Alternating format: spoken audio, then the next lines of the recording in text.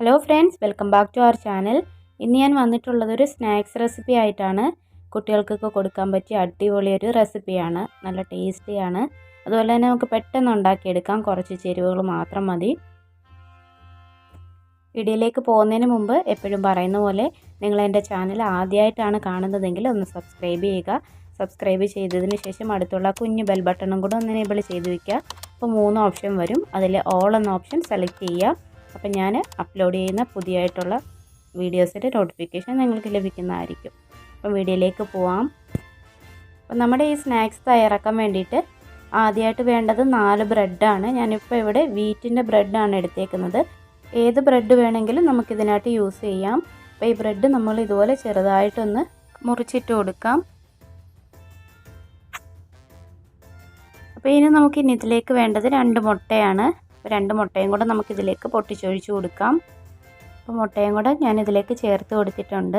ഇനി നമുക്കിതിലേക്ക് പാലാണ് ചേർത്ത് കൊടുക്കുന്നത്. ഞാനിപ്പോൾ 1/2 കപ്പ് പാലാണ് എടുത്തേക്കുന്നത്. തിളപ്പിച്ചതിന് ശേഷം തണുത്തിട്ടുള്ള പാലാണ് കേട്ടോ. അപ്പം അതിൽ 1/4 കപ്പ് പാലും കൂടെ ഞാൻ ഇതിലൊക്കെ ചേർത്ത് കൊടുത്തിട്ടുണ്ട്. ഇനി ഇതിലേക്ക് 2 ടേബിൾ സ്പൂണ് പഞ്ചസാരയും കൂടെ ചേർത്ത് കൊടുത്തിട്ട് ഇതൊന്ന് അടിച്ചെടുക്കണം. അപ്പം നമുക്ക് പഞ്ചസാരയുടെ അളവിൽ മാറ്റം വരുത്താം. അപ്പം നിങ്ങൾക്ക് മധുരത്തിന് ആവശ്യത്തിന് പഞ്ചസാര ചേർത്ത് കൊടുക്കുക. ഞാനിപ്പോൾ ഇവിടെ പറയുന്നത് 4 ബ്രെഡിൻ്റെ അളവിനുള്ള പഞ്ചസാരയാണ് കേട്ടോ.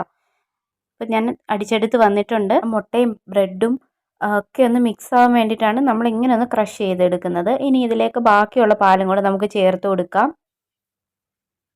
അപ്പോൾ മൊത്തം ഞാൻ 1/2 കപ്പ് പാല് ചേർത്ത് കൊടുത്തിട്ടുണ്ട്. ഇനി ഇതിലേക്ക് 1 ടീസ്പൂൺ അളവിൽ വാനില എസൻസും കൂടെ ചേർത്ത് കൊടുക്കാം. വാനില എസൻസ് ഇല്ലാന്നുണ്ടെങ്കിൽ ഏലക്ക പൊടിച്ചതും കൂടെ ചേർത്ത് കൊടുക്കാം. അപ്പോൾ ഇത്രയും കൂടെ ചേർത്ത് കൊടുത്തിട്ട് ഇത് നന്നായിട്ടൊന്ന് അരച്ചെടുക്കണം.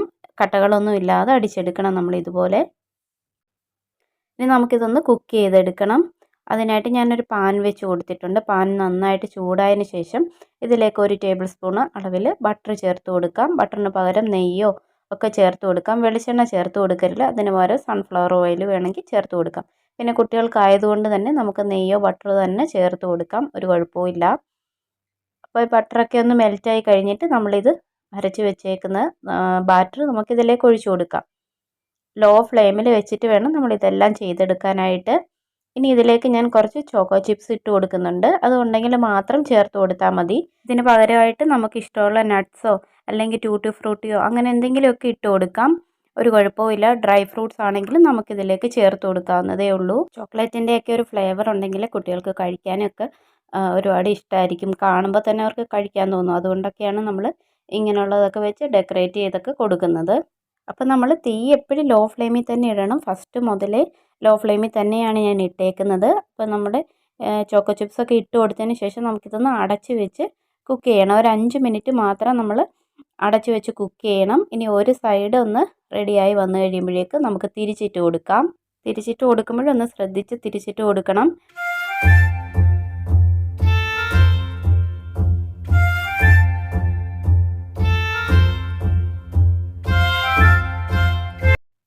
ഇനി ഒരു 5 മിനിറ്റും കൂടെ നമുക്കിതൊന്ന് അടച്ചു വെച്ചിട്ട് കുക്ക് ചെയ്തെടുക്കാം.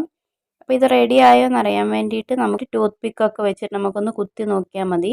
ഒട്ടി പിടിക്കുന്നില്ല എന്നുണ്ടെങ്കിൽ റെഡി ആയെന്നാണ് അർത്ഥം. നമുക്ക് ഫ്ലെയിം ഓഫ് ചെയ്ത് കൊടുക്കാം. അപ്പോൾ ഇത്രയേ ഉള്ളൂ. നമ്മുടെ റെസിപ്പി റെഡി ആയിട്ടുണ്ട്. അപ്പോൾ എല്ലാവരും ഒന്ന് തയ്യാറാക്കി നോക്കണം. കുറച്ച് ചേരുവകൾ മാത്രം മതി. പെട്ടെന്ന് തന്നെ തയ്യാറാക്കി എടുക്കാം. കുട്ടികൾക്കൊക്കെ ഒരുപാട് ഇഷ്ടമാവുന്നൊരു റെസിപ്പിയാണിത്. അപ്പോൾ എല്ലാവരും ഒന്ന് ട്രൈ ചെയ്ത് നോക്കുക. എന്നിട്ട് നിങ്ങളുടെ ഫീഡ്ബാക്ക് അറിയിക്കുക, കമൻറ്റ് ചെയ്യുക. പിന്നെ നിങ്ങൾക്ക് വീഡിയോ ഇഷ്ടമായെങ്കിൽ ലൈക്ക് ചെയ്യുക. അതുപോലെ തന്നെ ഫ്രണ്ട്സിനും ഫാമിലിക്കും കൂടി ഷെയർ ചെയ്ത് കൊടുക്കുക. പിന്നെ എൻ്റെ ചാനൽ ആദ്യമായിട്ടാണ് കാണുന്നതെങ്കിൽ ഇതുവരെ സബ്സ്ക്രൈബ് ചെയ്തിട്ടില്ല എന്നുണ്ടെങ്കിൽ ഒന്ന് സബ്സ്ക്രൈബ് കൂടെ ചെയ്തേക്കുക. അപ്പോൾ മറ്റൊരു പുതിയ റെസിപ്പിയുമായി വീണ്ടും വരാം. അതുവരേക്കും എല്ലാവർക്കും ടാറ്റാ.